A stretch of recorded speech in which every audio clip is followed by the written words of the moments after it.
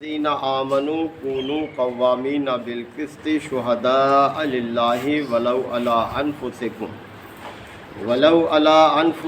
او الوالدین والاقربین ان یکن غنیا او فقیرا فاللہ اولی بہما فلا تتبعوا الہوی ان تعدلوا وان تلؤوا او تقرضوا فإن اللہ کان بما تعملون خبیرا یا ایھا الذین آمنوا آمنوا باللہ ورسولہ والکتاب الذی نزل علی رسولہ والکتاب الذی انزل من قبل ومن یکفر باللہ وملائکتہ وکتبہ ورسلہ والیوم الآخر فقد ضل ضلالا بعیدا۔ صدق اللہ مولانا العظیم۔ راز سورہ نساء کے یہ 20ویں رکوع کی ابتدائی آیات ہیں۔ اللہ تعالیٰ نے اہل ایمان کو خطاب فرمایا ہے۔ اہل ایمان ہیں ہی وہ جو اللہ کی ہر دعوت پر سر تسلیم خم کرنے والے ہیں، اللہ کی دعوت کے سامنے سر جھکانے والے ہیں۔ تو بڑی اہم آیت ہے، اکثر بیان کی جاتی ہے عدل و انصاف کے حوالے سے۔ فرمایا کہ یا ایھا الذین آمنوا، اے لوگو جو ایمان کا دعویٰ کرتے ہو، کونوا قوامین بالقسط، انصاف کے علمبردار بن جاؤ، شہداء للہ، اور خدا واسطے کے گواہ بنو۔ اب دیکھیں کہ یہ نہیں فرمایا کہ تم انصاف کرنے والے بنو، بلکہ یہ فرمایا کہ انصاف کے علمبردار بن جاؤ، یعنی عدل و انصاف کا جھنڈا لے کر اٹھو۔ عدل اور انصاف کو قائم ہونے کے لیے جس سہارے کی، جس قوت کی ضرورت ہے، وہ سہارا اور قوت تم بنو۔ تمہارا معاشرہ جو ہے اس بات کا عکاس ہو کہ یہ معاشرہ عدل و انصاف کا معاشرہ ہے، تو لہذا پوری اپنی تن من دھن کی کوشش کرو اس کے لیے۔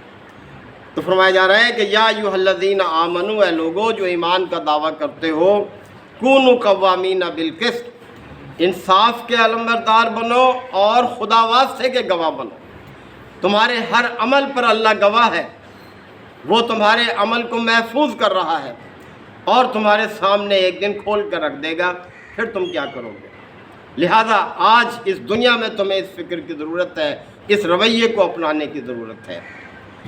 پھر فرمایا مزید کہ تمہارے اس عدل و انصاف اور تمہاری اس گواہی کی زد میں ولو علی انفسکم، خواہ تمہاری اپنی ذات آتی ہو، او الوالدین، یا تمہارے والدین اس کی زد میں آتے ہوں، والاقربین، یا تمہارے قرابت دار تمہارے عدل و انصاف کی زد میں آئیں، تمہاری گواہی کی زد میں آئیں۔ تو اللہ سے ڈر کر کام کرو، ان چیزوں کا لحاظ نہ کرو کہ تمہارا مفاد، ذاتی مفاد متاثر ہو رہا ہے، تمہارے والدین یا تمہارے رشتہ دار اس کے زد میں آ رہے ہیں۔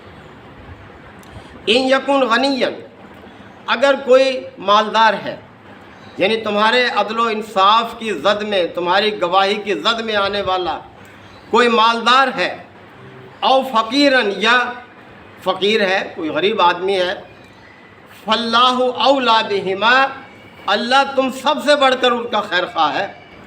تو یہ بناوٹی خیر خواہی اختیار نہ کرو کہ یار چھوڑو پرے، غریب آدمی ہے، غلطی ہو گئی، کوئی بات نہیں، ایسا نہیں۔ اللہ سب سے بڑھ کر خیر خواہ ہے تمہارا۔ فلا تتبعوا الہوی، لہذا خواہشات نفس کی پیروی نہ کرنا، ان تعدلوا، کہ تم عدل سے بعد رہ جاؤ، یعنی عدل بہرحال سب سے سپیریئر چیز ہے، اس کو قائم کرنے میں کوئی پہلو تہی اختیار نہ کرو۔ وَإِن تَلْؤُوا، اور اگر تم کوئی لگی لپٹی بات کرو گے، اور تُعْرِضُوا، یا اس سے اعراض برتو گے، عدل سے، گواہی، حق کی گواہی دینے سے اگر منہ موڑو گے، فَإِنَّ اللَّهَ كَانَ بِمَا تَعْمَلُونَ خَبِيرًا، تو یاد رکھو اللہ تو تمہارے ہر عمل سے باخبر ہے۔ اللہ سے تمہارا کوئی رویہ، کوئی عمل، بلکہ کوئی سوچ اور فکر بھی تمہاری اللہ سے چھپی ہوئی نہیں ہے، اللہ سب سے باخبر ہے۔ پھر دیکھیں کیسے انداز میں اللہ نے اہل ایمان کو خطاب کیا۔ فرمایا یا ایھا الذین آمنوا آمنوا، اے لوگو جو ایمان کا دعویٰ کرتے ہو ایمان لاؤ، کیسا عجیب لگتا ہے، ایمان والوں سے تقاضا کیا جا رہا ہے کہ ایمان لاؤ۔ یعنی ایمان محض زبانی اقرار کا نام نہیں ہے، بلکہ تمہارے عمل سے، تمہارے رویے سے بھی اس چیز کی تصدیق ہوتی ہو جس کا دعویٰ تم کر رہے ہو۔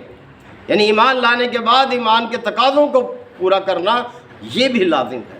تو اس لیے فرمایا کہ یا ایھا الذین آمنو آمنو، اے لوگو جو ایمان کا دعویٰ کرتے ہو ایمان لاؤ۔ کس پر؟ باللہ، اللہ پر۔ سب سے پہلا ایمان اللہ پر۔ کیا ہے اللہ پر ایمان؟ کہ اللہ ہی اس کائنات کا خالق ہے، مالک ہے، فرما روا ہے، کسی حیثیت میں اس کا کوئی شریک نہیں ہے، وہی ہر چیز کا مالک ہے۔ ورسولہ، اور اس کے رسول پر ایمان لاؤ۔ یعنی اللہ نے اپنے جس بندے کو منتخب کر لیا ہے اپنے پیغام کو انسانوں تک پہنچانے کے لیے، اس کی عظمت کو، اس کی جو حیثیت ہے اس کو تسلیم کرو۔ اور اس کی حیثیت کیا ہے؟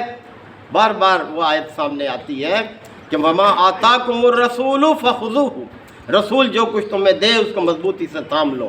وَمَا نَهَاكُمْ عَنْهُ فَانْتَهُوا، اور جس چیز سے وہ تمہیں روکے بس باز آ جاؤ، پیچھے ہٹ جاؤ اس چیز سے۔ وَالْكِتَابِ الَّذِي، اور تیسری چیز، اور اس کتاب پر ایمان لاؤ، نزل علی رسولہ، جو اس نے اپنے رسول پر اتاری ہے۔ اس کتاب پر ایمان لاؤ۔ اس کتاب پر ایمان لانے کا مطلب یہ ہے کہ یہ کتاب برحق ہے، اس میں کوئی شک نہیں ہے، تمام انسانوں کے لیے ہدایت ہے، اور اس کا ہر حکم جو ہے وہ لازم ہے اس پر عمل کرنا۔ تو یہ کتاب ہے، اس پر ایمان لاؤ جو اس نے اپنے بندے پر نازل کی ہے۔ والکتاب الذی، اور ہر اس کتاب پر ایمان لاؤ، انزل من قبل، جو اس سے پہلے اللہ نے اتاری ہے۔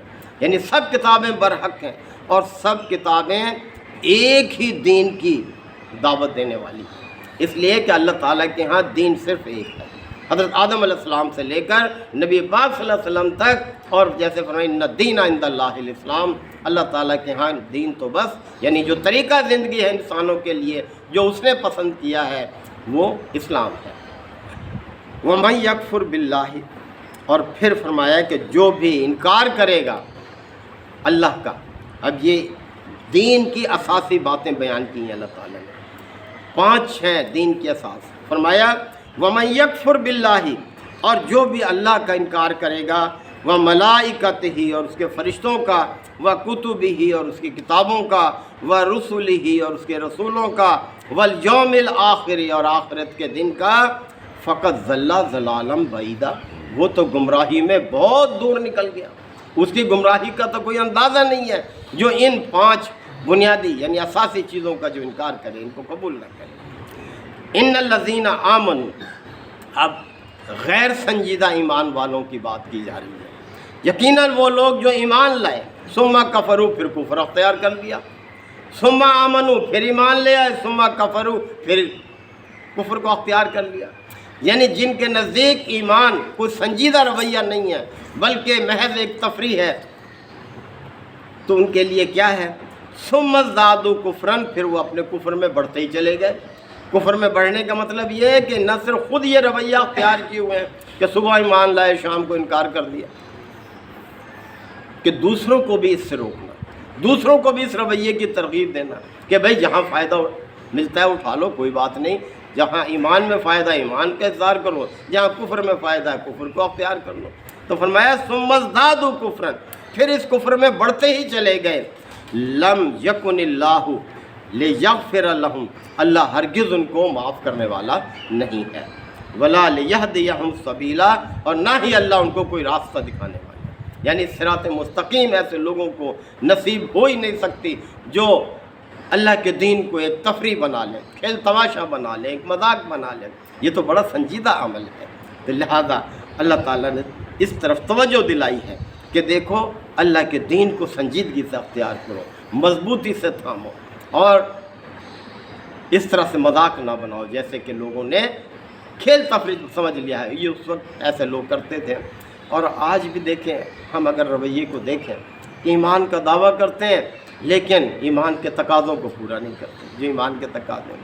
کہیں بچیوں کو وراثت سے محروم کر رہے ہیں، کہیں رشوت لے رہے ہیں، کہیں شراب پی رہے ہیں، کہیں سود کھا رہے ہیں، کہیں وعدوں کی خلافی کر رہے ہیں، کہیں والدین کا احترام نہیں ہے. یعنی یہ سارے کیا ہیں؟ ایمان کے بعد ایمان کے تقاضوں کو پورا نہ کرنا. یہ تو پھر زیب نہیں دیتا. اللہ تعالیٰ آیات کو سمجھنے کے عمل کی توفیق عطا فرمائے. وآخر دعوانا الحمد للہ وکفا وسلام علی عبادہ الذین اصطفیٰ. ربنا آتنا فی الدنیا حسنہ وفی الآخرۃ حسنہ وقنا عذاب النار وادخلنا الجنۃ مع الابرار یا عزیز یا غفار یا رب العالمین. اللہم انک عفو کریم تحب العفو فاعف عنا. اللہم من احییتہ منا فاحیہ علی الاسلام ومن توفیتہ منا فتوفہ علی الایمان. یا شافی الامراض اشف مرضانا ومرضى المسلمین. یا قاضی الحاجات اقض حاجاتنا وحاجات المسلمین. اللہم اعز الاسلام والمسلمین. ربنا تقبل منا انک انت السمیع العلیم وتب علینا انک انت التواب الرحیم. صلی اللہ تعالی علی خیر خلقہ محمد وآلہ وصحبہ اجمعین.